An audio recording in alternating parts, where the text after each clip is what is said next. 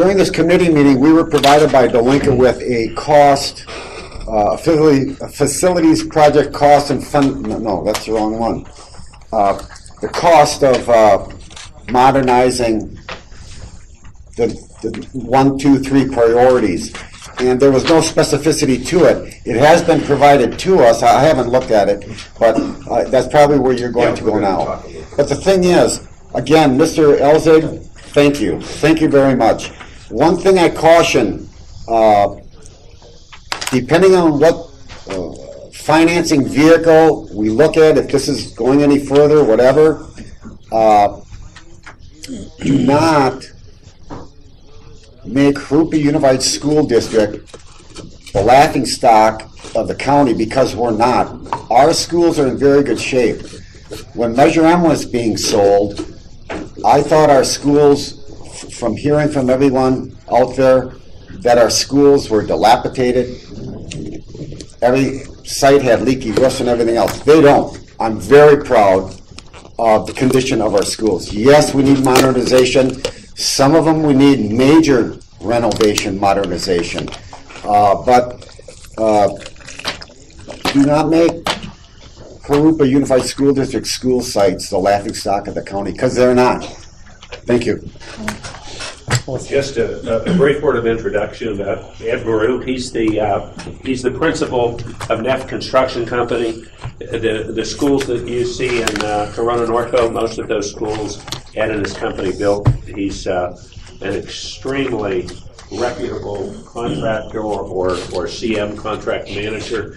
He's done all of this work for us for nothing. He was selected about 2 years ago now as the lead CM, contract manager, if we were to be doing something.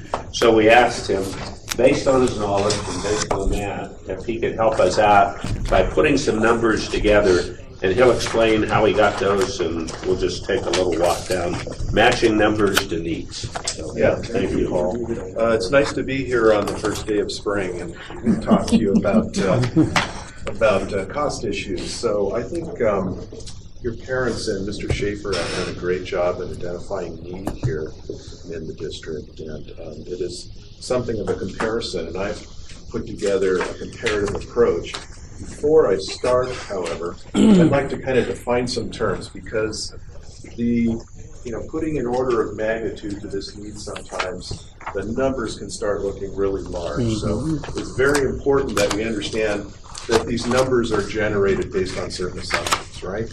They're generated based on certain assumptions about what trade costs are going to be. So trade costs, and that really drives the overall cost of the project.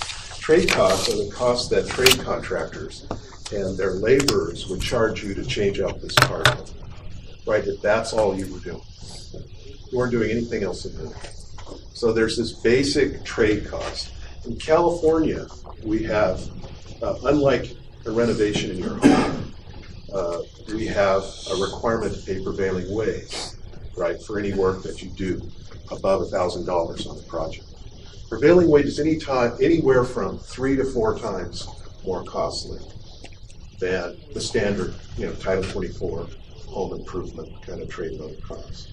So a typical prevailing wage category burdens out expense-wise at about $62 an hour, which is considerably higher than what the typical wage would be for somebody working on a home renovation project. So the trade cost level is driving the other costs. So construction cost level is a little different. That level is the general contractor orchestrating all of the trade contractors. So you're not just doing carpet, you're doing paint, you're doing roofing, you're doing structural work, you're doing site work. You need a general contractor, right, to orchestrate all that work. Otherwise, the trade contractors just do it when they want to, kind of circumstance. So that's the next level of costs. When we get to the spreadsheets, you'll see this. And then there are soft costs. Somebody has to design it. Somebody has to inspect it, right? Somebody has to test the materials, those sorts of things. So we're kind of moving down the list. These are all driven by the trade amounts. We move down the list, and the final concept is project cost. what we're going to be talking today, we're going to be talking at the project cost level. We're also going to be looking at some of these other levels so that you see how these things kind of develop as you go down the spreadsheets. But project costs would be your all-in cost. Soft costs, construction costs, and trade costs included. Okay, any questions about any of that? Pretty standard in the industry. So there were two approaches I was asked to look at. There's the prioritized needs analysis that was performed, right? And that was based on your committee's prioritized needs. And I was asked to extend and quantify those numbers. And so those prioritized needs are all based on takeoffs and average trade costs, construction costs, soft costs, for those prioritized needs. The second approach I was asked to look at, I don't know what's going on with the spacing there, sorry about that, but the second approach was, what would Corona Norco be doing? We do a lot of work at Corona Norco, so I have a lot of cost data associated with the Corona Norco modernization. What would they be doing with the same kind of need? How would they approach that need? What square footage numbers would they be using? What kinds of things would they be addressing on their sites? So I think the committee's seen this. This is the prioritized need basis cost, right, which was developed by your committee. And I have a spreadsheet that hopefully you have there, the prioritized needs spreadsheet, right? And so the first page of that is a breakdown by site of those prioritized needs, and it ties directly to this spreadsheet that was previously presented to the committee by the Linka group. And so you can see on that first page, I'm looking at this page, right? That's the equivalent number, the 90,710,000 based on priority 1, 2, and 3 needs.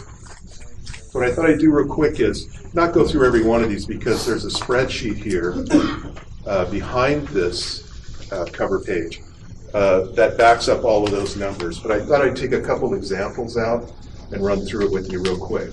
So if we turn to the first spreadsheet for Camino Real Elementary School, if you're on that sheet, you look at that spreadsheet.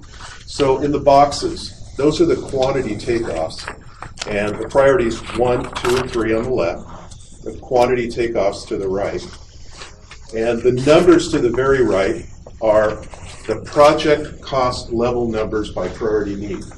The numbers down below at the bottom, that's a total for the sheet. Okay, so down at the very bottom.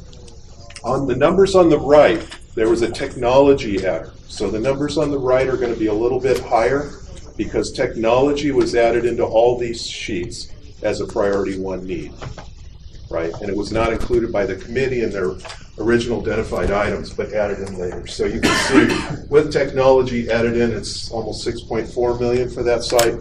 Without technology, it's 5.6 million for that site.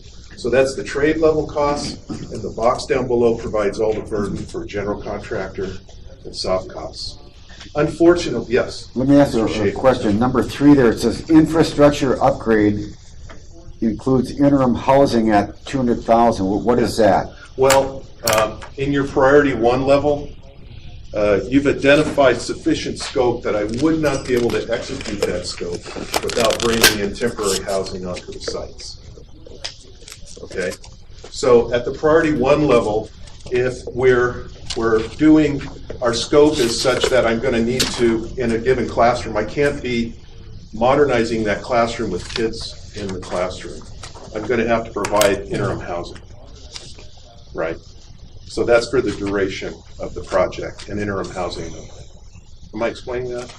But what is the definition of infrastructure upgrade? When you say infrastructure upgrade, what is the definition of that? Infrastructure upgrade would be your standard interior infrastructure, paint, carpet, ceiling, roofing, those sorts of things.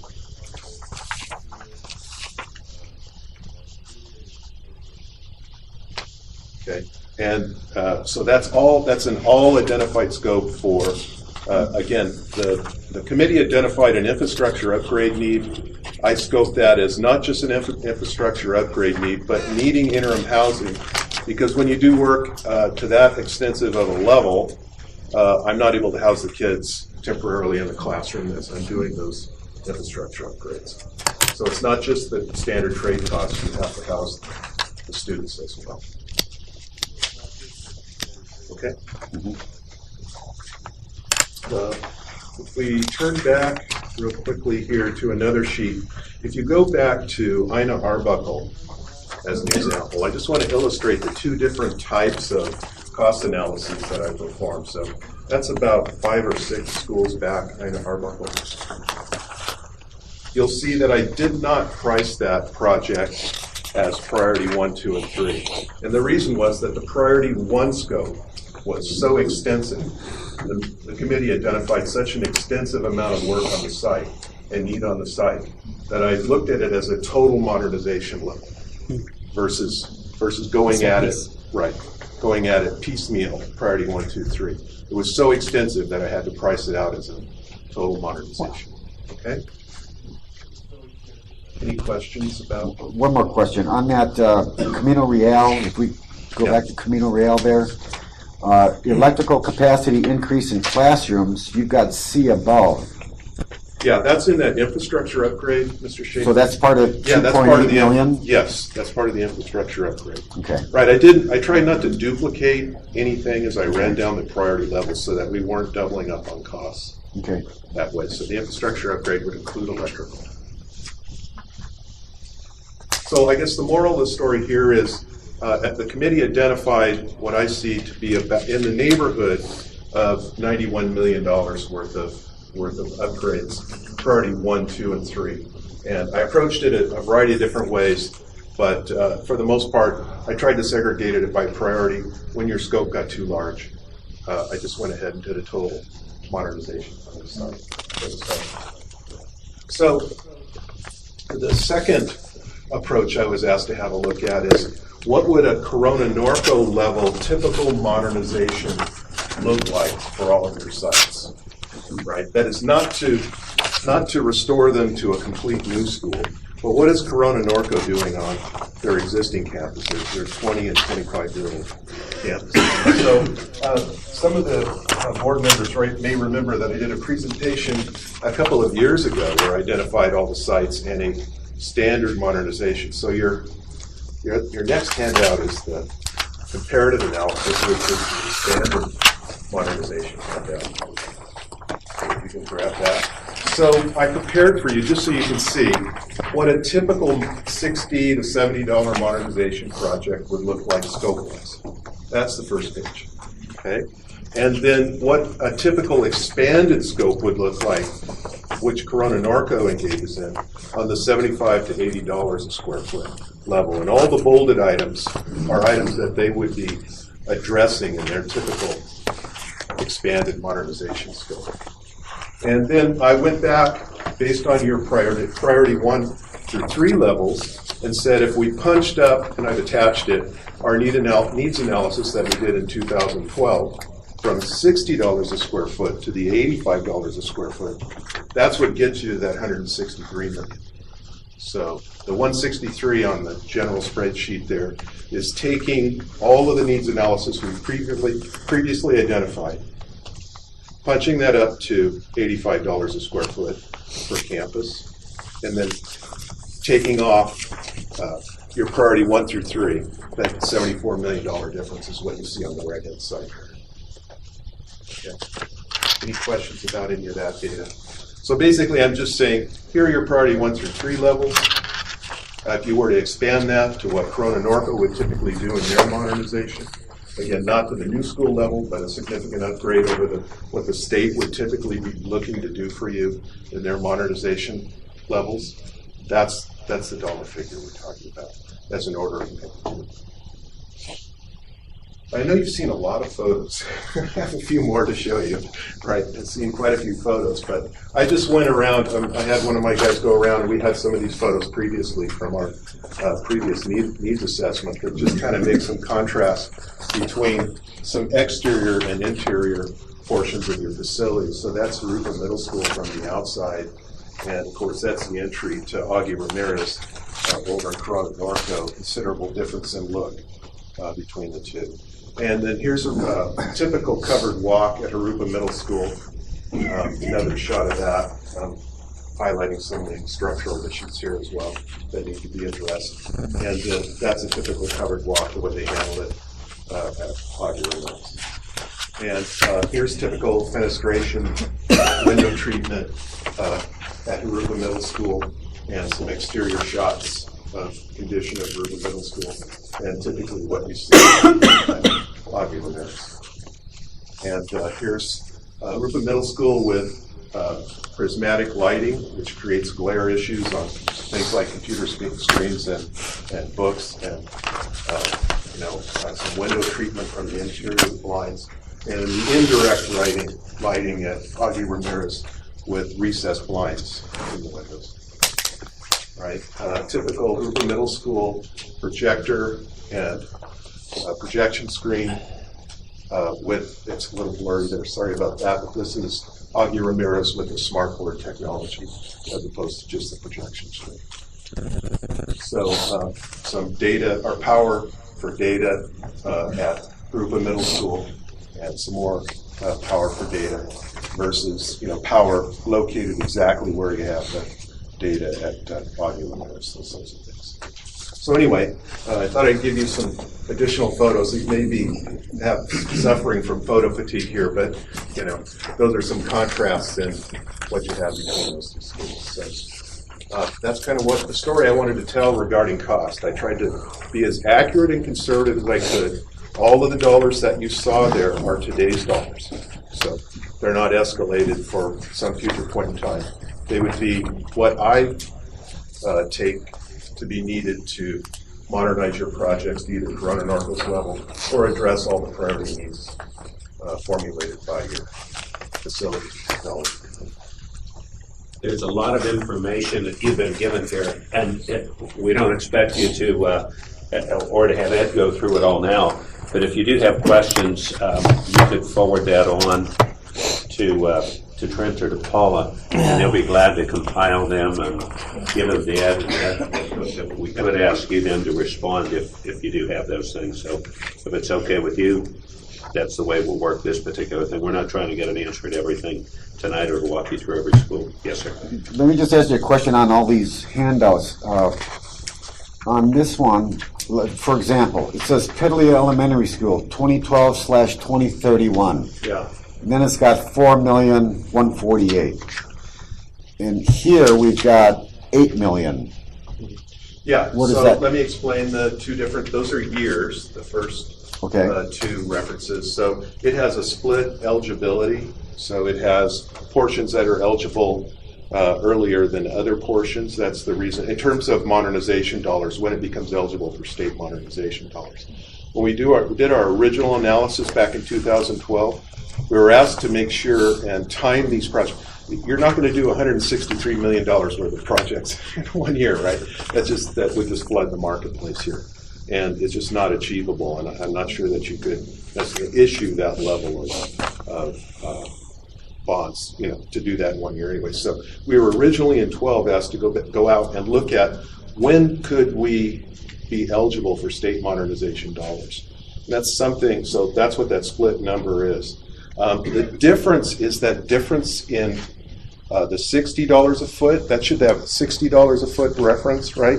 The difference is the difference in the $60 a foot versus the $85 a square foot to the Corona Norco level. Back in 2012, we were asked to look at it from a state perspective.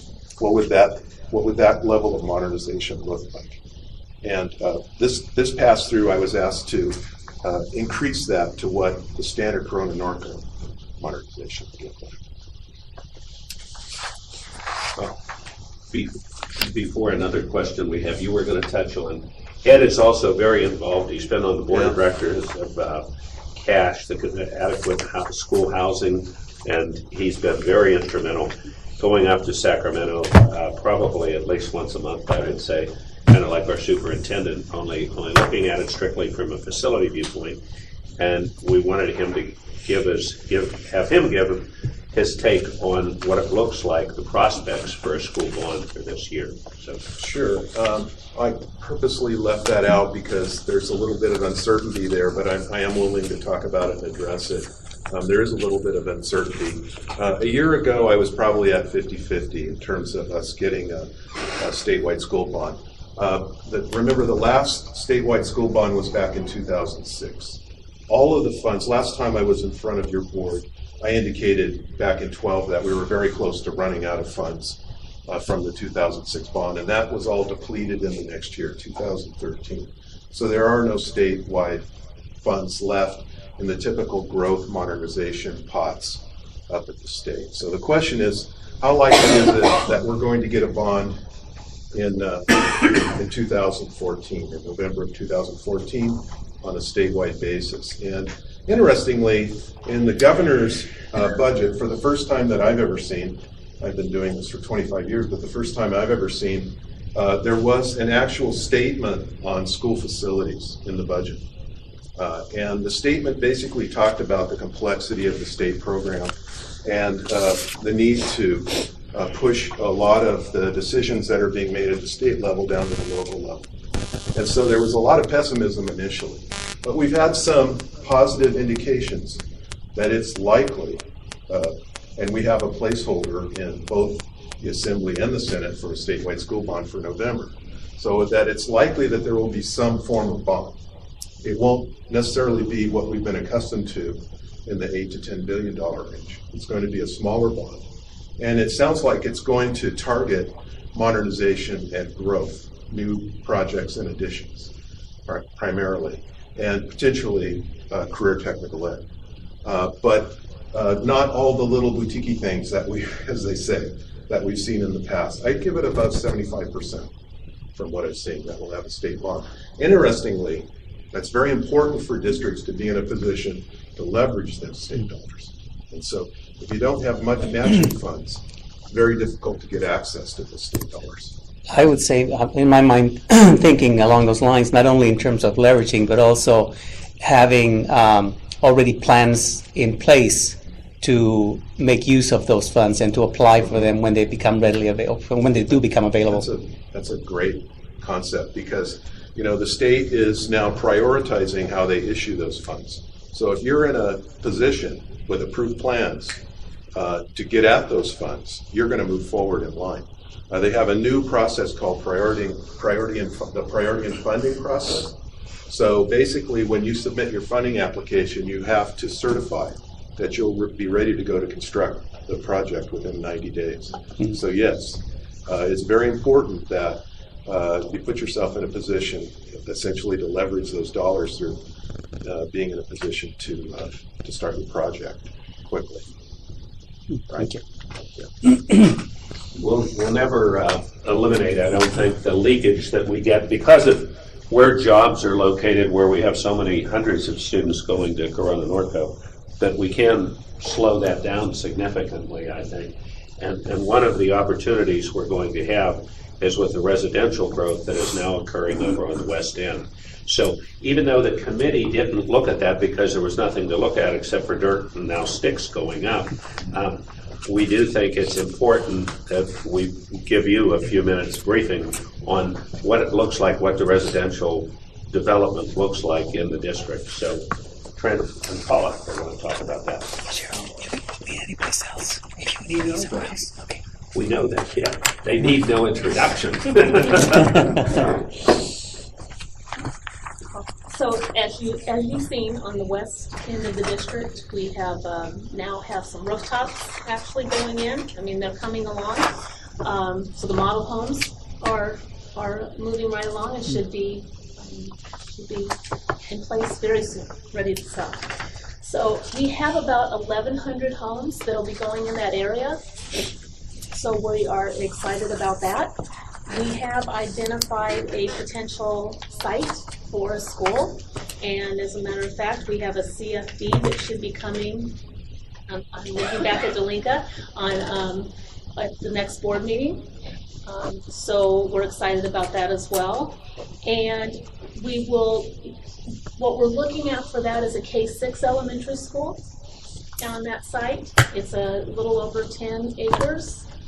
And we would be looking at putting that site in play, or putting that school, starting to build that school as soon as possible. Because we know that that's going to be something we need to do in order to ensure that we maintain those students. Because they are so close to Eastvale. They're very close to Vandermolen, just right across the street. So we want to be prepared and ready to move forward with opening a new school and starting to build a new school. The cost of a new school is about $22 million. A new K-6 elementary school that would house about 750 students. And from CFDs, and right now we would just be bringing one, but eventually there would be 4. And from the CFDs, we estimate we'll get about $17 million. And we won't get that until possibly 5 or 6 years in to them selling the homes, once they start actually doing the sales. So when we look at that process, it takes about 2 years to build a school. Am I? Yes. Okay, and 3 total with design. starting design, but once you actually start building, about 2 years to get the school built.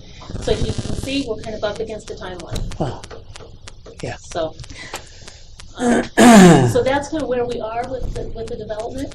Yeah, as we went through this process with the committee, that was also, part of the priority is to look at some of our schools, especially on this side of the district.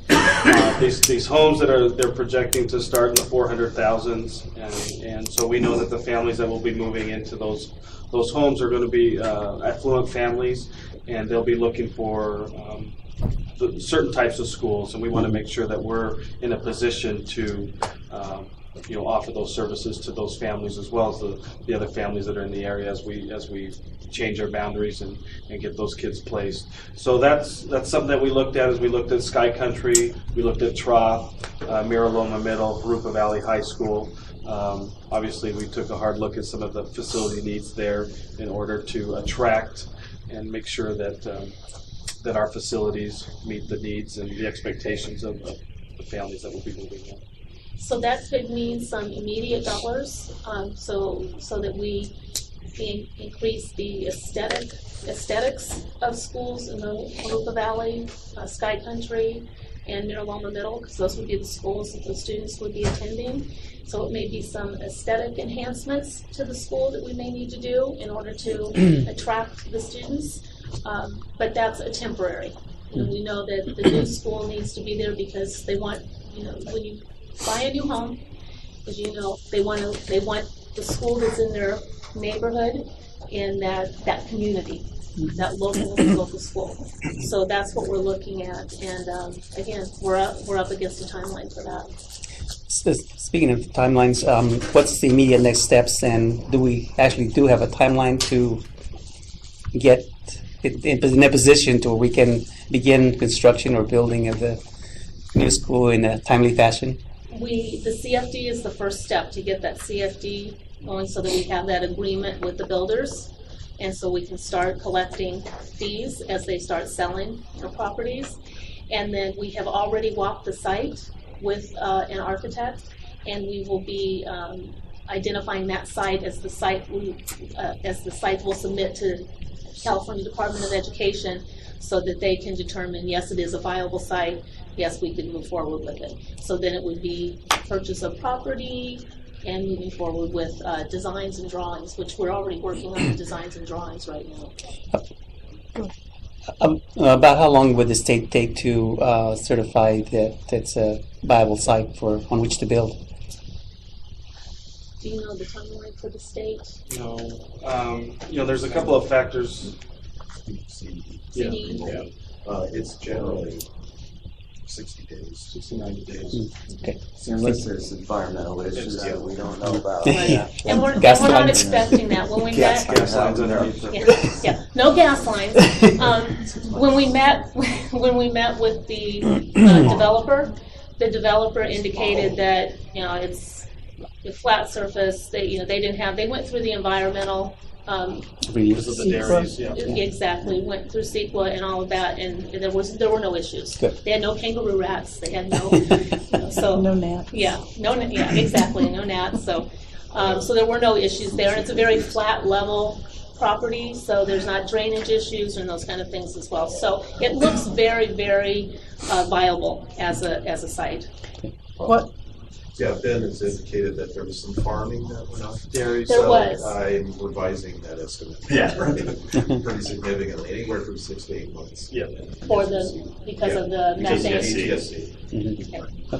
The housing regulations and the school regulations are different. So they've got the approval for the residential, but there'll be other regulations that will have to be That's approved the on school. for the same site.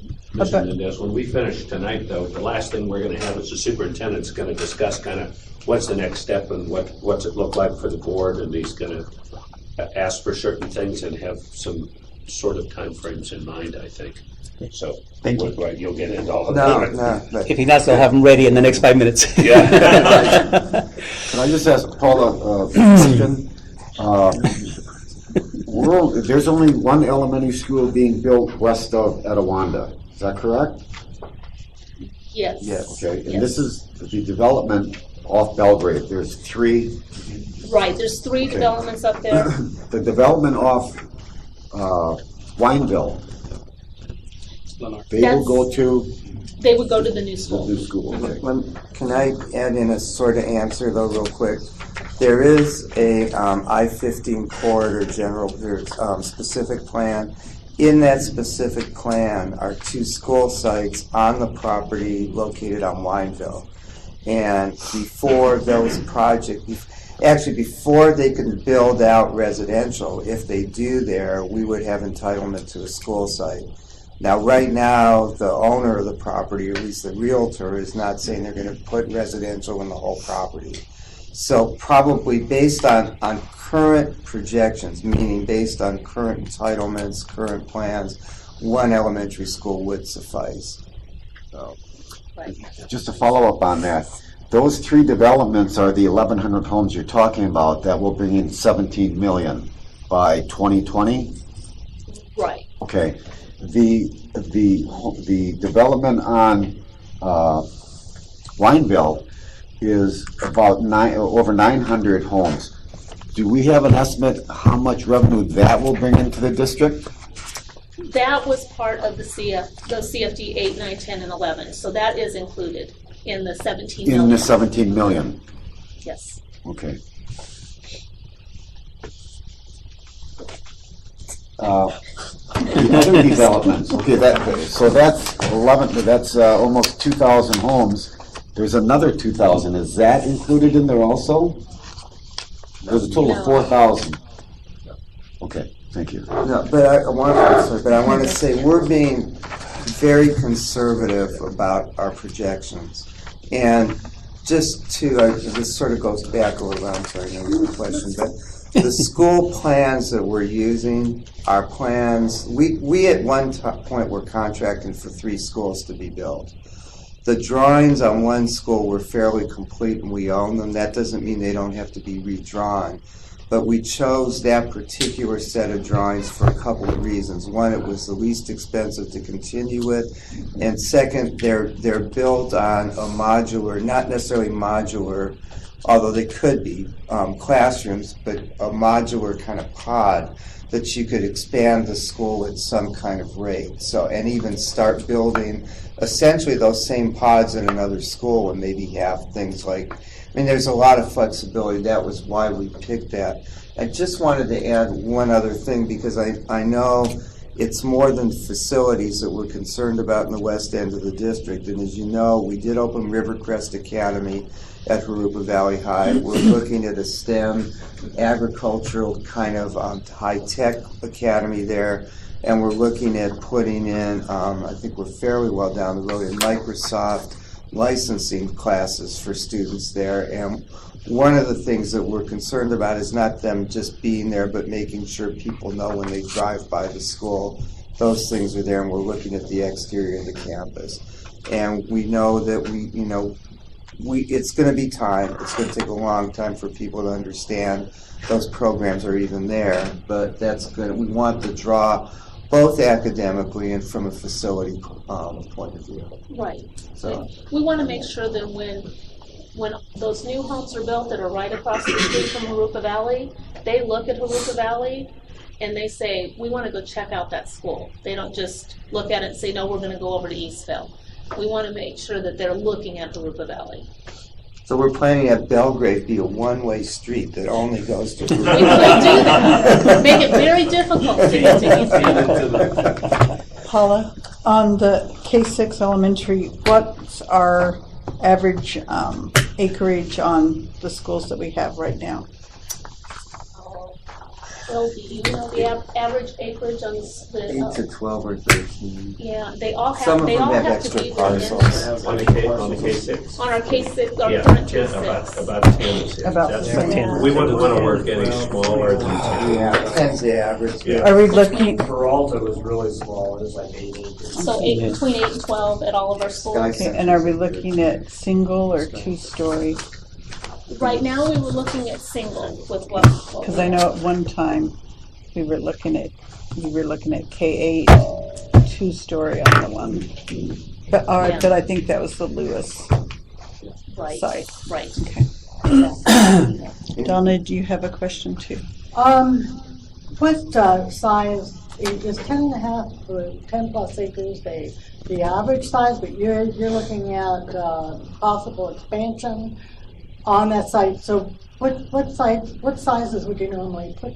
That is a normal for an elementary school from 8 to 12 is a good size for an elementary school, and there are requirements on that from CDE. It has to be so many acres, and so 10 is a very good size for a school, especially for a school of 750 students in And the elementary school. capacity mentioned earlier was about 750 students, which is a fairly large elementary school for us. We have Troth is a little bigger than that, and I don't know. And at one time, Ina was. I'm not sure if Ina is now, but we thought 750 was a pretty good sized school to have there. If we go above that, we probably want to have another school. Is there any thinking that we would need another middle school, or that we would take any we have schools in our district that we just consider that we can't repair them. Would we think about building new schools and consolidating, changing where kids go to school? I mean, is that a possibility in all of this? Well, the first question about a middle school, I mean, that could be a possibility down the road. I don't know if we see that in the next 5 years, but that could be something that would be a little further out. And you'll see that when we bring the school facilities needs analysis report to you.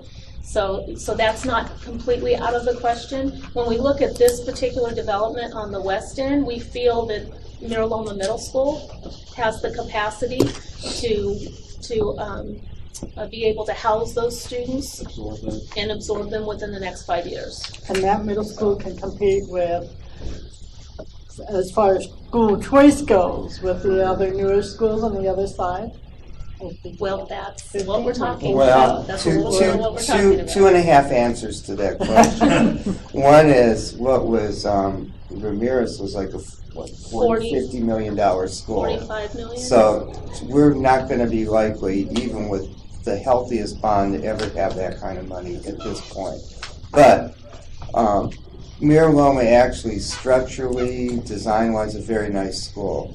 We do have a backup in terms of if we have growth at the middle school in a couple of places. Pedley has 6 or 8 acres behind it, 8 acres behind it, and could be converted to a middle school or a K-8. Sky Country has an additional 3 acres on the south, I think it's actually southwest. I think there's 4 acres. 4 acres. So that could become a K-8. And so there are about probably 2 or 3 other elementaries that have space on them or space adjacent to them. West has a couple buildings next to it that probably will in the end be torn down if we can figure out how to do it. That's another story, but Yes. so there are some options for K-8s. And by the way, that would be a good place for the new office. Just going to throw that in. And as we get into this, and it's going to be a question of what the resources are, But there are a number of viewpoints I think that stand out as priorities. One, obviously, is how modern and how effective the classrooms are. The other is plain old curb appeal. Our schools look clean, they look nice, but they don't look modern. So we're talking about even things like, just for example, take an Ina Arbuckle. If you put, say, $500,000 into a facade, you could change the whole appearance of that school. Rubidoux, actually, which I was going to mention, that Ed Maru did the modernization on Rubidoux, but our guys were able to match the modernization on the classrooms. Again, it's come a long way. Even West has come a long way with the bollards in front and the wrought iron fence work. But so we're going to look at some decorative things that help make our schools more attractive. Again, if we have the money, but the priority has got to be on the classrooms. And I'm sorry, you had a question. No.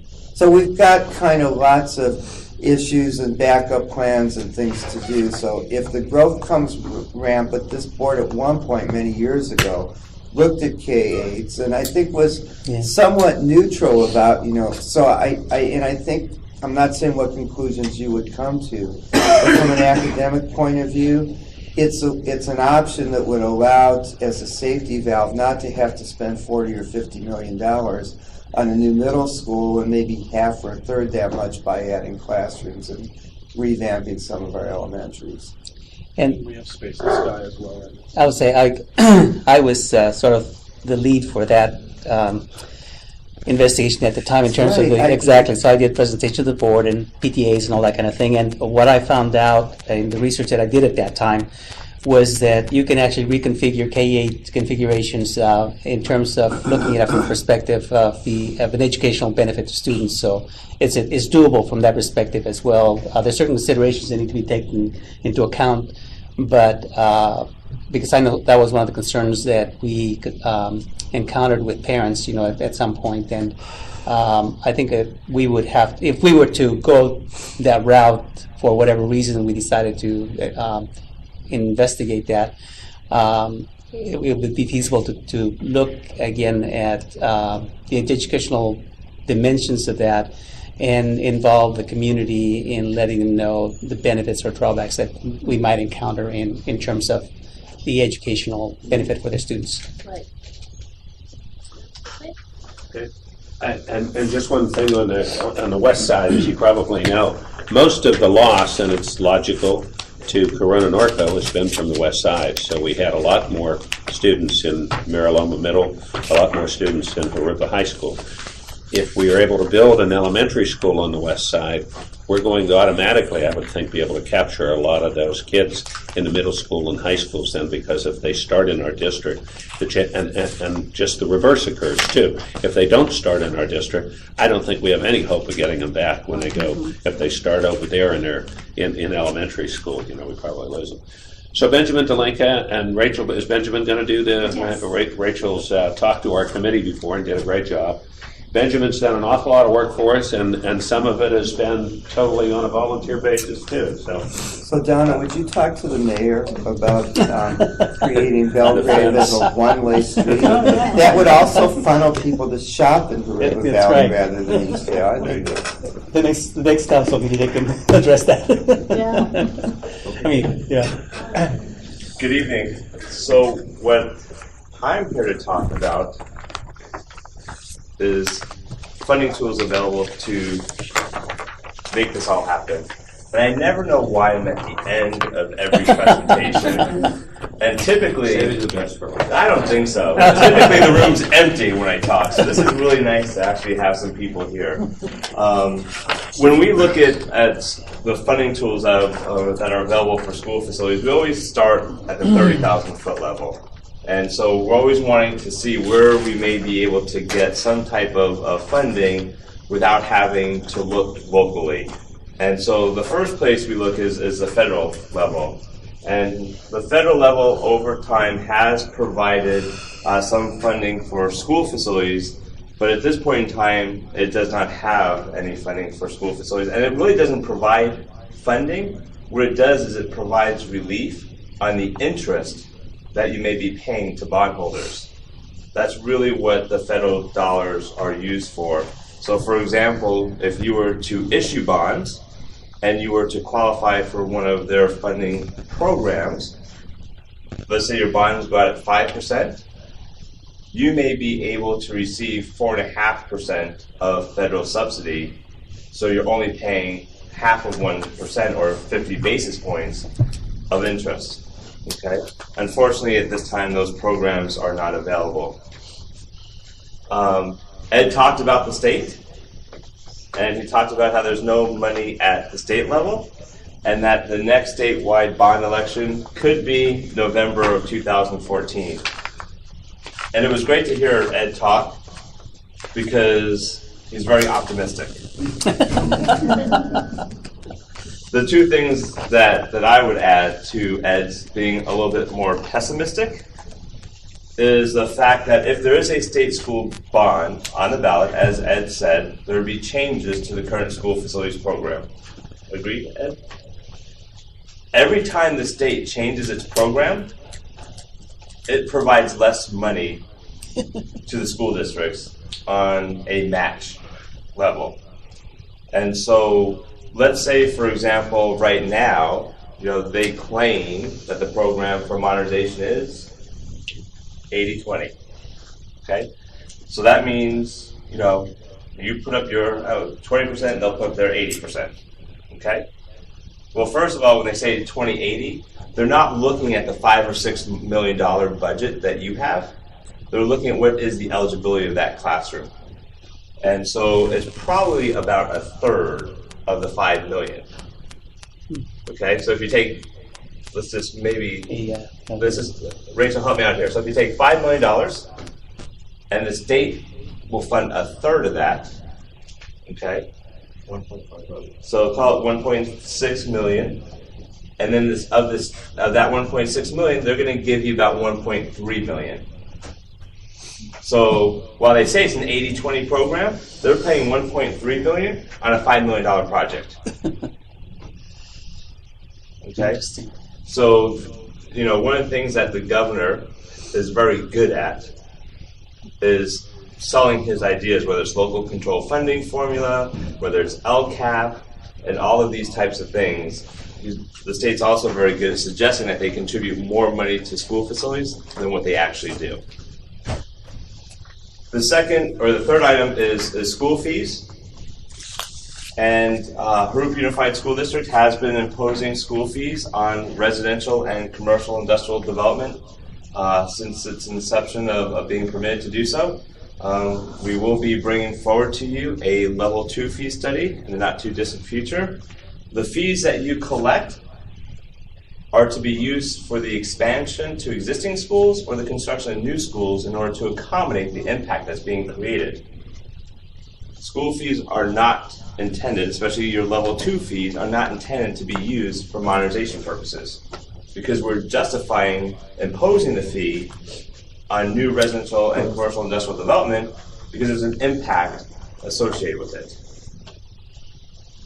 Community facilities districts, Paula and Trent talked a little bit about that. All a community facilities district is a financing mechanism that the school district offers to local land developers and merchant builders in exchange for receiving an amount greater than the level 2 fees. And so when Paula is talking about the $17 million that you will be receiving through the formation and bond issuance of CFDs 8, 9, 10, and 11, had you not done the CFDs, you would have been receiving roughly $12 to $13 million. So that's the benefit of doing the CFDs, is that you're able to negotiate a fee that is higher than what you would have been able to receive just by the imposition of your fees. The next funding source is redevelopment tax increment dollars. And even though Assembly Bill X126 was enacted in October of 2011, and it essentially dismantled redevelopment agencies, the redevelopment projects themselves still exist. And so the school district, Jurupa Unified School District, is still receiving tax increment dollars from those redevelopment project areas. You have already leveraged those dollars when you issued your certificates of participation in 2011. And so those dollars are already spoken for in the future. Now, to the extent that additional development occurs in those redevelopment project areas, there may be more tax increment dollars that you receive that are greater than the lease payments on the COPs. We don't forecast those because that's when you get into a danger zone and you're leveraging money that you don't have or can't account for. So right there are 5 funding tools that are available to you. And then there's a 6th funding tool, which is a general obligation bond. And what a general obligation bond allows is for a school district to create a project list, and there's that project list that then determines how the proceeds from those bonds can be spent. Okay? So they can be for such things as infrastructure, they could be roofs, they could be play equipment, they can be technology. You get to define with your community what is palatable in terms of how to spend those bond proceeds. Now, there are thousands of different ways that I can slice and dice and create a cake for the Jurupa Unified School District with regards to general obligation bonds. What we came up with on this particular slide is just a sample of a bond program that could be sponsored by the Jurupa Unified School District. And we did one that has a tax rate of $25 per 100,000 of assessed valuation. That would be scenario A. One that does $42 per $100,000 of assessed valuation, which would be scenario B. And then the last scenario is $60 per 100,000 of assessed valuation. Now, we stopped at $60 because we're assuming that the board, if it was to move forward on a GO bond, it would do it under a Proposition 39 election. And under a Proposition 39 election, for a unified school district, the maximum tax rate that you can impose is $60 per 100,000 of assessed valuation. That's in statute. And in return for that cap, you only need to get 55% of the voters to approve it. If you want to go above the $60, you have that opportunity, but then you need to get 2/3 of those casting ballots to approve it, which is a much more daunting task to do. Okay? Just one quick comment about assessed valuation.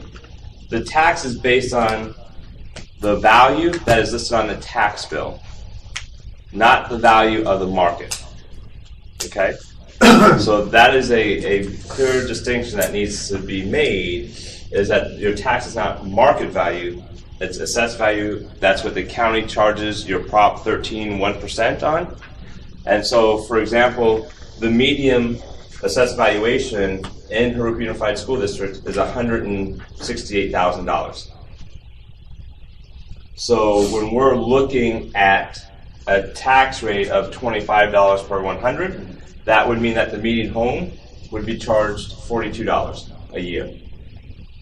If it was $42 tax rate, it would be $70.69. And if it was $60, it would be $100.98. Okay? So what do these tax rates generate?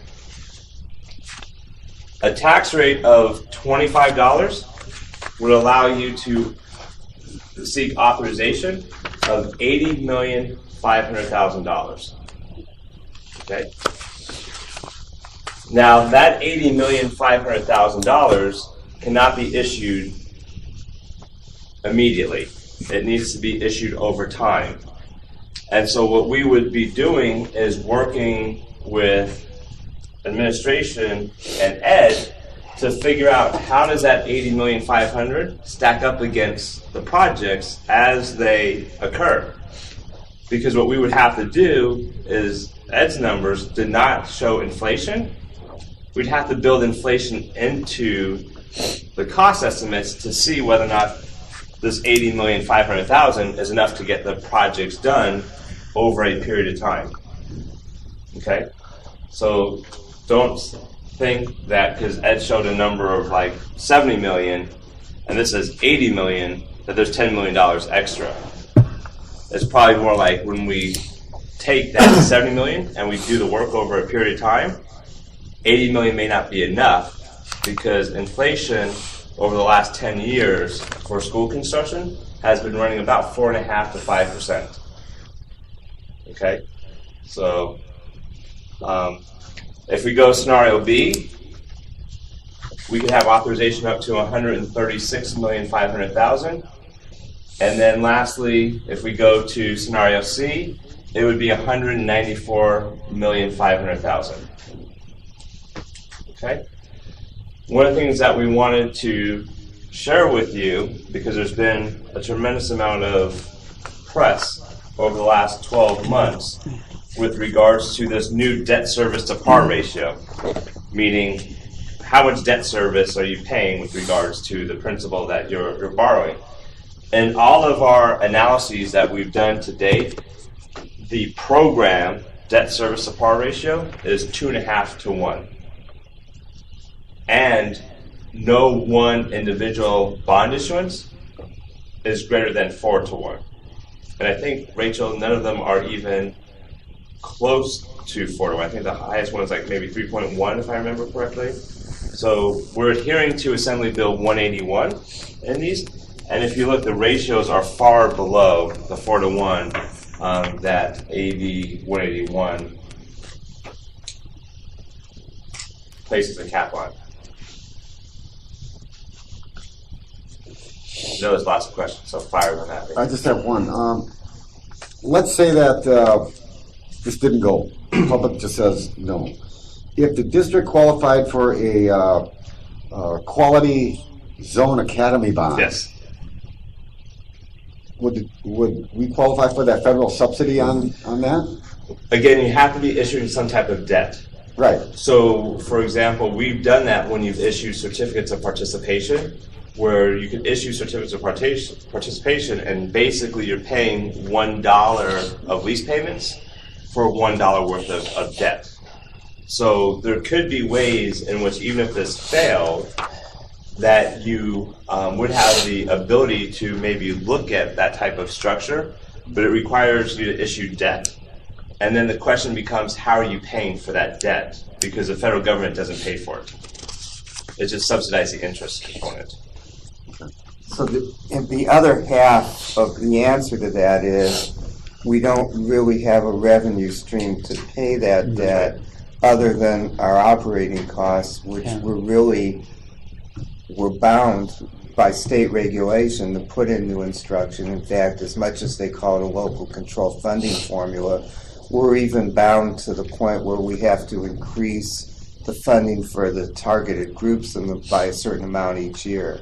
So, I mean, ultimately, the board could decide to take some of that money, but it wouldn't be prudent. At least we wouldn't advise it. But couldn't you pay it off with these new homes, the tax revenue generated from the new properties coming in? No, you don't get that the way I'm sorry to be blunt, but the value, the property tax on the new homes can't ever add to what you're collecting in terms of, even like take Measure C, which was passed in 2001.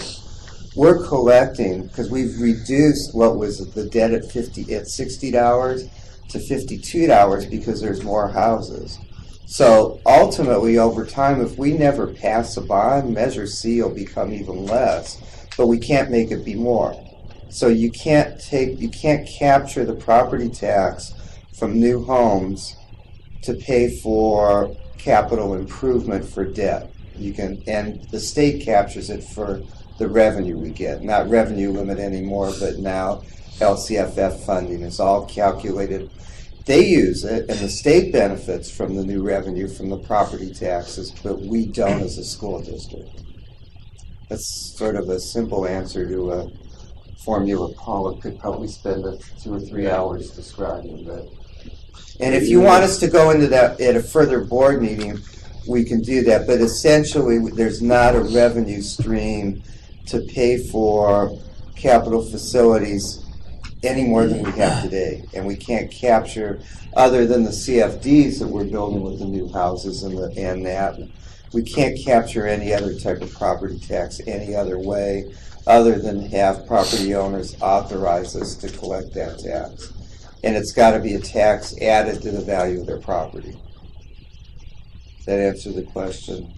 Basically, this local control funding, the restrictions stay in place as long as the state itself benefits. Well, yeah, but that was nothing new. We never could have done that. No, I know that, but they Yeah. expect the local community to take on more of the burden. Yeah. Without They have raising all the along. That's restrictions. been a so- continuing. Without raising the restrictions. Yeah, I was at a conference about 2 months ago, and there was people from around the United States that were there. There was 50 of us, and it was all about public financing. And there was a gentleman who used to be the lieutenant governor of the state of New York. And one of the things that he said, which was really, I've used this now a few times because it sticks with me, is that fiscal crisis rolls downhill. Right? So the state's in fiscal crisis, they push it to the state. The state's in fiscal crisis, so they push it to the local community. It's up to you guys to fix it. And to be challenged with that, because the state and the federal government, they don't want to make the tough decisions that need to be made. And I want to add, I'm sorry, one thing. Just it rolled downhill longer before that. Peralta, Indian Hills, Stone Avenue, Sky Country, Granite Hill, Indian Hills, Camino were all built with 100% state funding. That ended about the time Peralta ended. There is no 100% state funding anywhere anymore unless you have a school burned down overnight and you have to replace it, and then you qualify, which you might not anyway. But basically, for new and improved facilities, there is no state funding without a match. So we really benefit. We were one of the last and greatest benefactors of an old state program. And since the early 80s, the states had a philosophy that there were 3 parties to pay for schools: the state, the new development, and the local districts. And they're moving more and more to the state being out of it. That's right. And that's where Ed and I differ, because I really believe that the state is really focusing on reducing their debt. Because you got to remember, when the state issues debt, they don't get another revenue source. They just have to deal with it with the taxes that they have. And so, Governor Brown has been very vocal about the fact that he doesn't want more debt. And then if there is debt, his whole governorship, not only this time but last time, was based on water. Water's his big issue. And so people are saying that if there is a bond, it would be a water bond. But now they're even saying that there may not be a water bond because he doesn't want any more debt. So it's very challenging for local education agencies, cities, and counties because of the fact that there is no real assistance participation from either the state level or the federal level. It's really got to be driven locally. And go ahead. No, I was just going to go back to the issue of local control. That the turning point in my mind was Prop 13 when it changed the total structure of the home taxes or residential taxes that shifted from local control and local use of local taxes for all the way from roads at the county and city level to being determined by the state primarily in most instances, because then the state reallocates those monies in the way they best see fit across the state. And to me, that seems to be where the real turning point, just in terms of us not having that local control to determine what we do with the assessed valuation that we have in our communities. That was under a previous Brown administration, Yep. by the way. It was. But the voters were the ones that approved the measure. It was on the Yeah, unless the board has any more questions. Okay, we have one more presenter. Mr. Hernandez is going to talk about how we get the community aware and involved, I think. Awareness and involvement. Do you want to talk to the group about that, sir? No, I don't, but I will. All right. Thank you. While he's getting up, one thing I want to say, I've lived in various places in the country because of one of my previous careers, and one of the things I keep thinking of when we talk about local control, I didn't have 9.5% or whatever state income tax, but my house, the first house I was able to buy was in about 1975, and the taxes that on that house were about $1,800, as I recall. Where here they'd be about $350 when you start off. So all the schools, everything was built with that $1,800. Everything was done locally, and that was in Nebraska. Yeah. Well, Mr. Hanson said I could have 2 minutes. That's it. Willie only used one. Okay, you're done. Where do we go from here? That's the question. Really, right now, sitting over there with all these facts and figures and participating with the committee, I'm tired. You guys worked. I'm tired. I'm ready to go You guys home. worked. But I think the thing is, part of the thing is that we have to start developing strategies to present all this knowledge to the community. And how do we do that? We have technology. We have a website. We get control, or we contact local media. These are the new tools of today. To me, I just barely learned how to work a computer. And it's very frightening to me. I have a smartphone that is smarter than me. But as I sit there, I have to stop to wonder, as I was talking to Trent the other day, and I said, you know, I see this picture in my mind of the first educator in a cave, and he's drawing, and he's trying to educate his kids. And then I see this other picture in my mind of the one-room schoolhouse, and how they had the blackboards, and they had their little things sitting at the desk, and they're trying to do this. And you got little Johnny that's 5 years old, and you got big Johnny that's 16 in the same classroom. And then I had to stop to think about that, because I was wondering, where are we going today? What are we going to be doing for our children today? Are we getting them ready for the future? Do we have those specific tools that way they can learn the skills for tomorrow, today, for them? We do not. Going through all these schools, and I've been through a lot of them before, and the thing is that we need to start educating people. We're in the business of educating. We're in the business of giving people the tools to make a basic understanding of where we're at. And these are things that we need to communicate. As I go to this, we talk about town meetings. We need to get all the people involved. Grandma, grandpa, aunts, uncles, team coaches, people that really care about what happens to our young people. Because if we realize it or not, sooner or later we're going to get old, except for maybe Trent. But we're going to get old.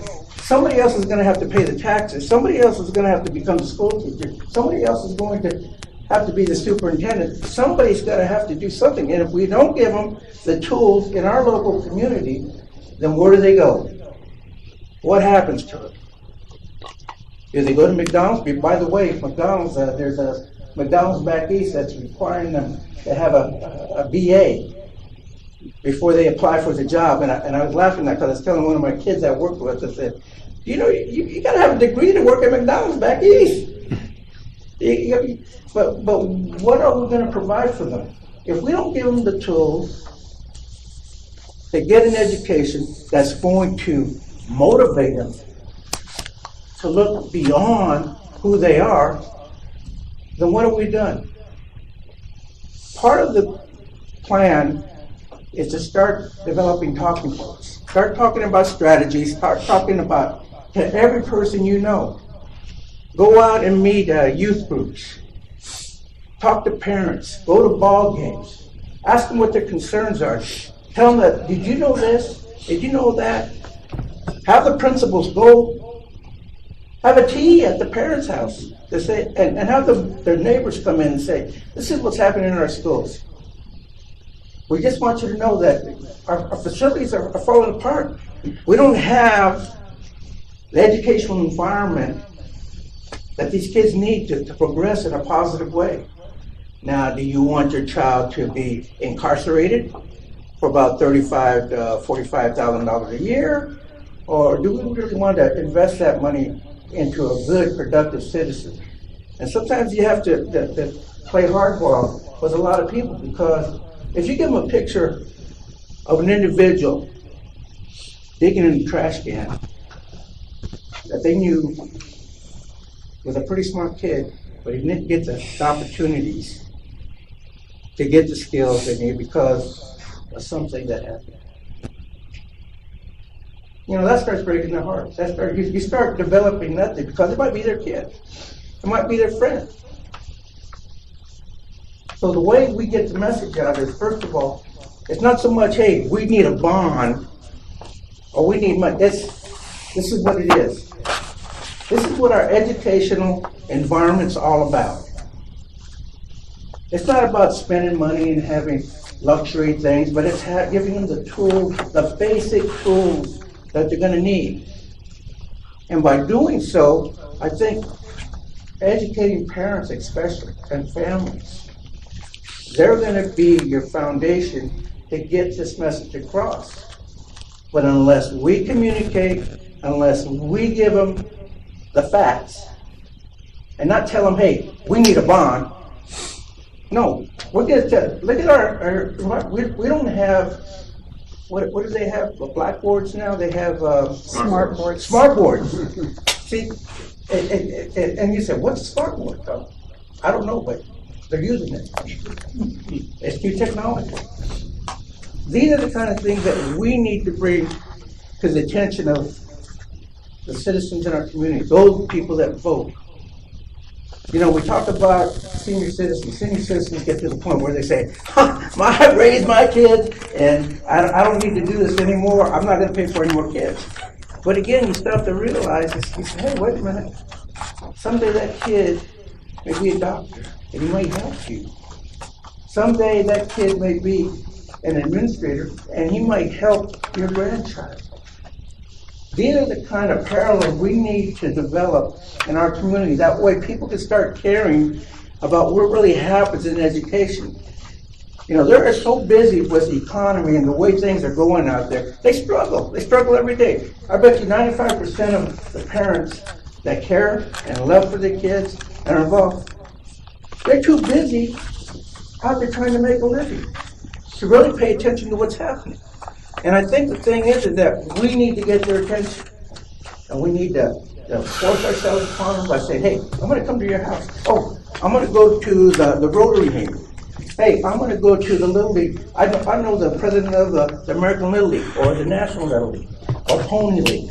I said, let's talk to them, because they have a vested interest in our youth for tomorrow. Because without them, because they're teaching. They're teaching not in the classroom, but they're teaching them. And we got to get everybody ready. So as far as I'm concerned, we need to do something. We need to present the material to the community in such a way that we are motivating, that we are passionate, that we're generally concerned about really happening. And we're not there just spending the people's money and doing wild and crazy things, but we really truly are educating for tomorrow. So we need to develop talking points. We need to get out there and work with youth groups. Let me see what else is on that list. That's it. We already talked about district leaders and everything else. And I think, am I done, Mr. Hanson? You're over. I'm over. Thank you, Mr. Hernandez. Thank you. Thank you. And the superintendent's going to do the wrap-up. Very briefly. So, Mr. Hernandez pretty much said it all, but let me kind of draw it into what the board's role is at this point and what the law says about what you can do if and when you decide you want to bond and before that. Because I would add one kind of step folded into what Mr. Hernandez said, and that's we need to ask the community. You saw a slide that showed basically the cost of a homeowner being $42, $70, or $100 a year, and that's for the typical homeowner in Jurupa. And we don't really know at this point what people are willing to pay. We can do polling, but we haven't. We can do focus groups, but we haven't. We can talk to PTAs. Now, I will tell you, we've learned something very important in the past year working with Ed Services and the LCFF. We've gone out, Dave, how many meetings have we had? Probably close to 30 by now. Yeah, about 30 meetings with parents, teachers, staff. We're going to be presenting at the Chamber next month, remember that, Dave?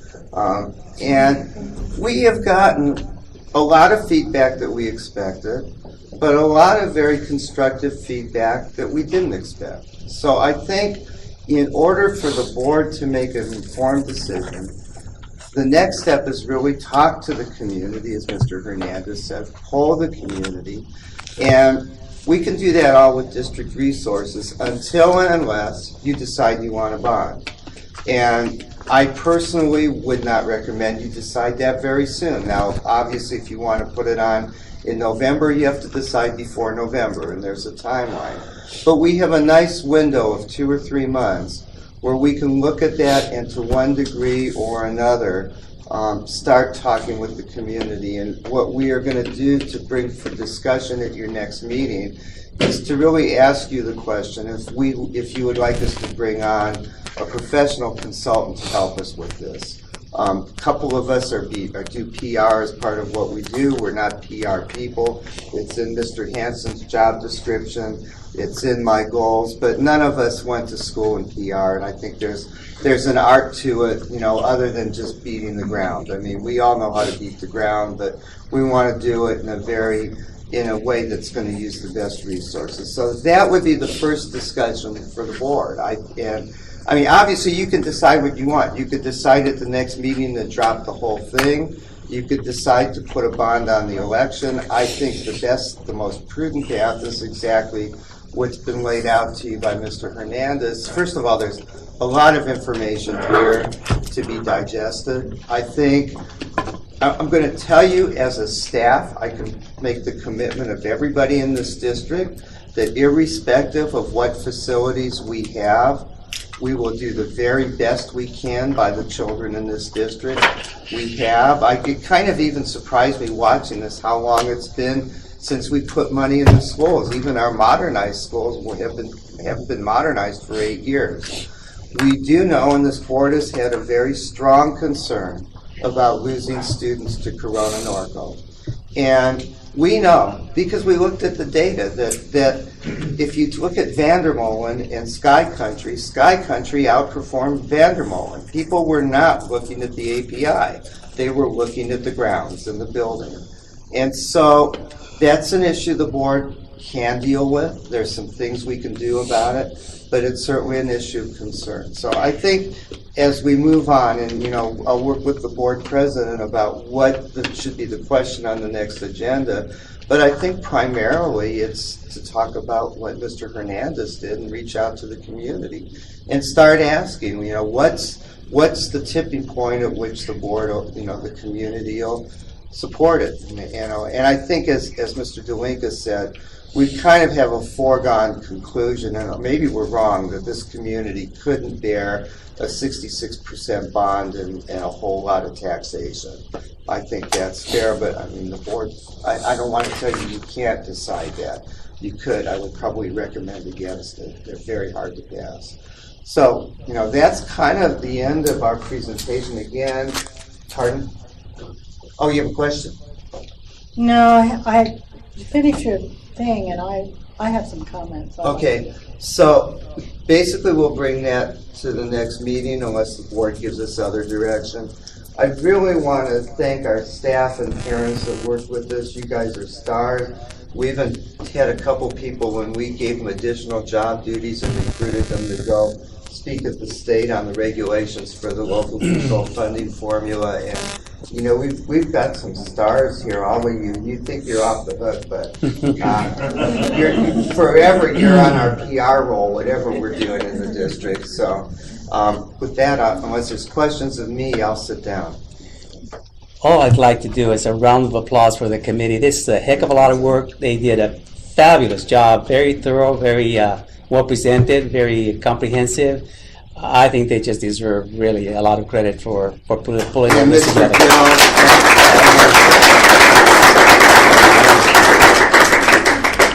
I want to say one other thing, because Brian, you summed it up when you talked about basically, on the one hand, our facilities need a lot of work, but on the other hand, our crews, our maintenance people, our custodians work miracles. I mean, some of these buildings are over 50 years old, and really with very thin resources. Mr. Elzick, Mr.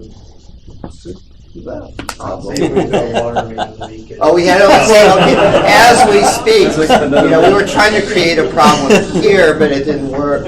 But Javier with our custodial crew, and Tony with our grounds, they do a fantastic job, and I couldn't tell you enough as a board how fortunate you are to have these individuals. So with that, I'm done.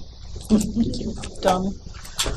I hardly know where to start, but I think there's a lot of work that has been done here, and I can see that. I think for number one thing, we need to look at our website, and we need to get somebody to keep that website up all the time. And updated. Upbeat and talks about what the board is looking at. I mean, we need to be able to say to parents, well, if you want more information, go to our website and look that up. Great idea. Because we only have like a window of a minute and a half of people a lot of times. We can't really get the full force of what's needed explained to them. And the attention span, because I'm out there all the time. I'm out there, and I've been out there for about 20 years in the evenings at events, trying to talk to people about various different things. You hear the little complaints. I'm used to it. And what I think we need to do is, we've been out there on the LCFF and the LCAP. We need to leverage those people, those parents, and their excitement about new technology and what their kids want to learn, to start with leveraging them, and we need to bring people in. And I think instead of having places where we're talking at them, we need to have like forums where we can have discussions back and forth. And a lot of that is how you lay out the room, and we need to bond with our community people. And one of the things that I noticed, let me tell you, I have walked almost every street in Hoosier Valley. I've done it for my boss. I've done it with my husband. I've done it on free time. And I've lived here since 1978, and I know that our neighborhoods are completely different, completely turned over with people who don't speak the same language. And I got to tell you, I don't know why I was shocked, to tell you the truth, but to see whole neighborhoods have completely changed over. So my other question was, the point of this is that I was putting information voter information on doorknobs in these neighborhoods to the high propensity voters. I might go to 10 houses in a neighborhood. That's telling you that most of them are not voting. And I don't know how many of them are property owners, and the people who are going to vote for the bonds are going to be property owners. I don't know how many of them are renters. I don't know, I would say many of them may not speak English, or likely, or half of them, or even higher percentage don't speak English. We have our work cut out for us. We have to change the outlook of the community, how they see their community, what their priorities are. And I do agree that it starts with education. I think the last 20 years, the district has spent the time making this generation literate. Their parents may not be literate, may not speak English, but their kids do. And we've educated those kids. Without literacy, you have failure. You don't have a functioning community. We have new businesses looking at Jurupa Valley. I know a lot of things because the cities, and working with the supervisor, have met industrial development developers and residential developers. They've been afraid to come to Jurupa and build. They had a very difficult time for the first couple of years, and they're just now feeling maybe halfway safe to come in and pull permits. We're very lucky to have the residential development we have, but we're going to need that to follow. Commercial has to follow industrial development. We have to have businesses here, e-commerce or whatever it is, because we need to educate our kids for business. And so that you need that relationship. I know I've heard developers say that they would help the community. I've heard BIA say they would help the community. But we're not out there asking, saying, we need money for our schools. And if you want to build here, what you can help us with is help us with our facilities so we can educate your workers of the future. So that's one thing we need to have that viewpoint. This community has to stop saying no. Stop saying no to new development, new business, new trucks, whatever it is. Trucks are part of commerce. And we have to regulate everything. Of course we do. But if we're the community of no, we go out for a bomb, they're going to say no. So we've got to rally the community, and it can't be done in 30 days. I'm not sure it can be done by November. I'm not sure how we can do this, but I know that there's a lot that needs to be done. And but what I think the next step needs to be done is we have to rely on staff and your recommendations of what our priorities are. Tell us what we can do first.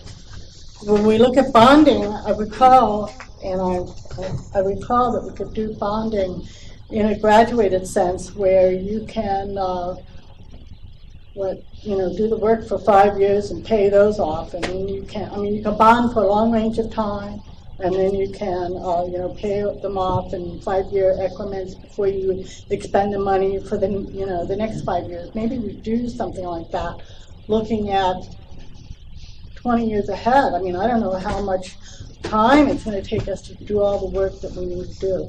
But if you tell us, we'll see what we can do from there. And I know you must have some idea. I know there's some ideas about our older schools and what our priorities are there. And so bring that to us. And I like to see more workshops, because if you don't know what you're going to bring to us, let's have workshops and then decide what we're going to do. So we have more communication, so we have an idea. We start getting a sense that we can do this. We can do this. We know how. We need to figure out how.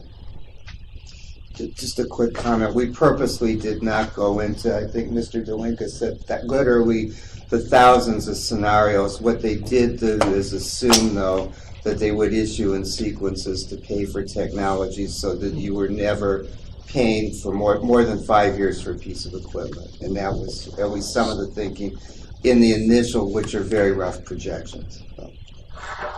Can I just say something? To continue, in order to get anything passed, if you continue to say our schools are falling apart, it's a it's not. You're not going to win the vote. You're not.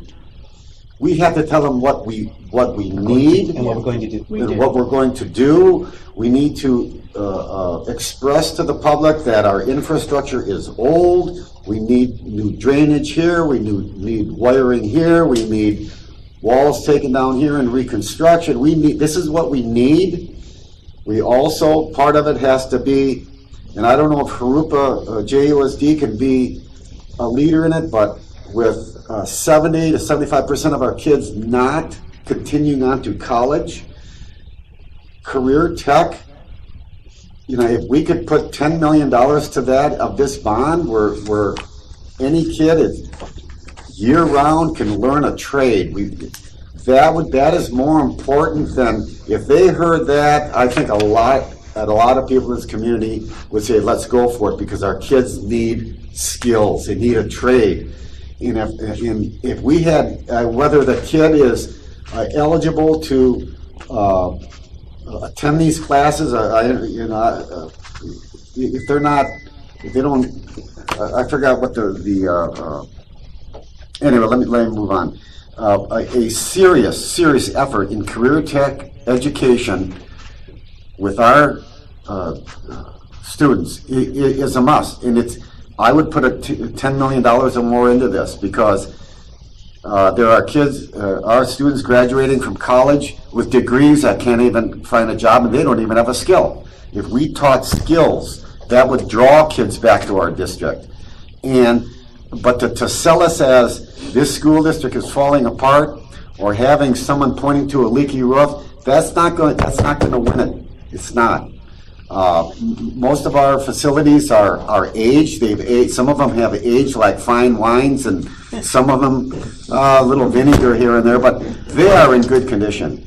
And you're selling us short. You're selling yourself short if that's the way you're going to sell this package. I'm sorry. So it's been a long meeting. I don't even know what the hell I'm talking about. Anything? Anybody else have anything? I'm good. Thank you all for coming and for all of the time this year that you've put into this. And we look forward to talking some more. And To be we'll continued. adjourn.